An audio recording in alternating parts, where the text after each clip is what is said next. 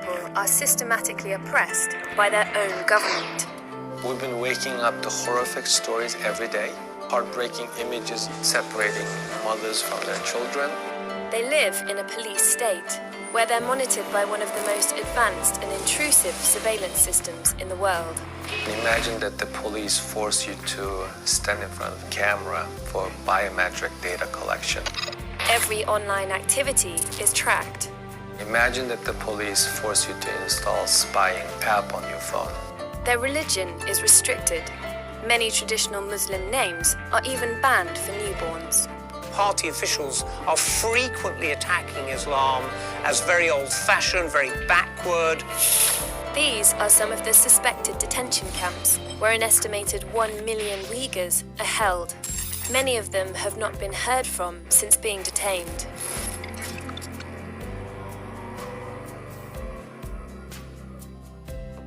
Uyghurs are a Turkic-speaking Muslim minority in China, living mostly in the sensitive frontier province of Xinjiang. It's more than 4 times the size of Germany and borders 8 countries.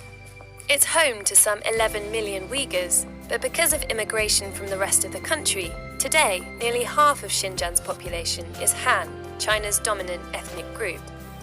Radikal grew up in Xinjiang. A Uyghur now living in America, he campaigns against the oppression of his people. But speaking out against China can be dangerous. I worry my public advocacy will cause some unthinkable consequences to my family members. I haven't seen my mother for 15 years. This is the mildest form of torture that the Chinese government is imposing on us. The Communist Party seems determined to crush Uyghur identity and is going about it in a systematic way.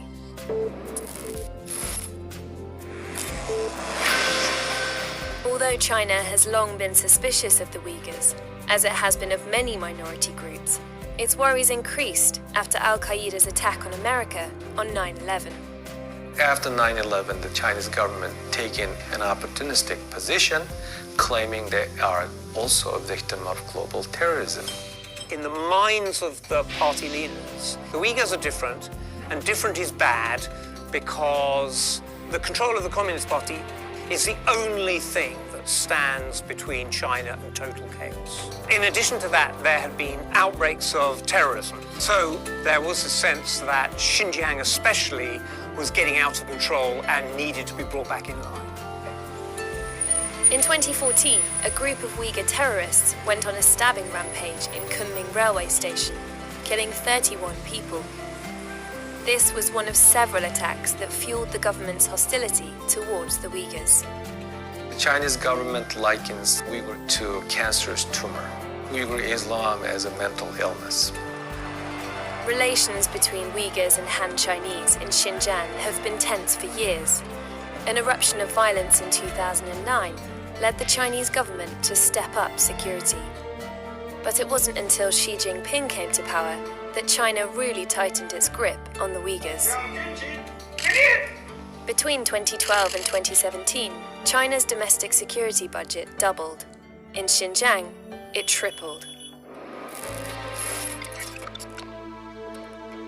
In 2016, Xi Jinping appointed Chen Zhenhuo as the party secretary of the province. This was a calculated move to suppress the Uyghurs. Chen Zhenhuo is a hand-picked official trusted by Xi Jinping, handling 2 of China's most sensitive regions. Mr. Chen had a track record. He was party boss in Tibet from 2011 to 2016, another region where China wanted to crush ethnic unrest. He introduced a system of pervasive and insidious control. He increased police presence, stepped up the communist propaganda campaign in Buddhist temples, and created a culture of fear, encouraging neighbors to spy on one another.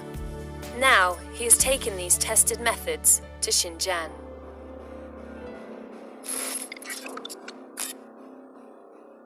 Images of Xi Jinping have been placed in some mosques and on prayer mats across the province, an act that offends religious sensibilities.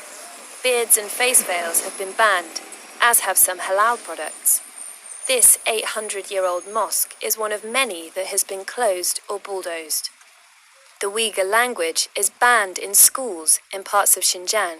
Uyghur heritage is being wiped out. It's a cultural genocide. It's a very specific purpose, systematic method, and ultimate goal. That is to stamp out Uyghur identity. China is using world-leading hyper-surveillance techniques in Xinjiang. Face recognition cameras monitor Uyghurs on the streets. Spy apps track them online. My own family have deleted me from their social media connections. Imagine that you missed your mother's and father's birthdays because contacting them will endanger their lives and may lead them to end up in the camps. Party informants even spy on Uyghurs in their own homes. Roughly half of households are paired with a party member who can drop in at any time. This official comes to their house, gives the children presents, talks to them about the wonders of Chinese communism, and of course reports back all sorts of details of interest to the authorities. If you stand in the way, we'll take you in a cab. It's very clear policy. Many Uyghurs have been detained in camps. China has spent hundreds of millions of dollars building at least 90 new compounds like these. People can be imprisoned for many reasons, or none at all. We don't quite know how many people are in these camps, but probably the latest figures are at least 1 million people are in camps. Now, that's of the order of 1 in 6 of the adult population. That's an enormous number. Inside, Uyghurs are brainwashed. There are also reports of inmates being tortured.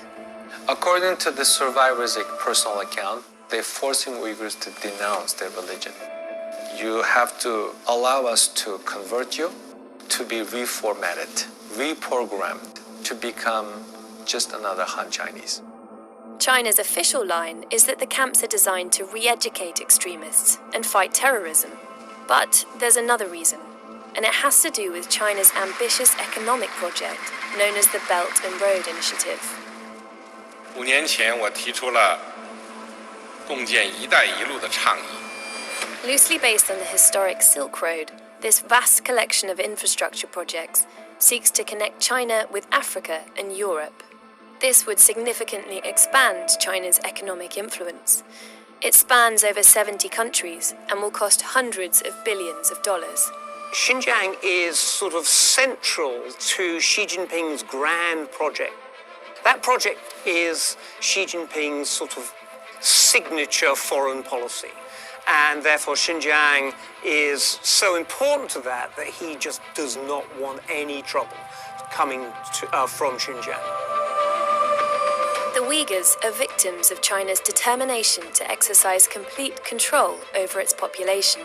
Their future is uncertain. I don't want you to end up in history books. I want to live just like anyone else. And my people deserve to live in this world with respect and dignity.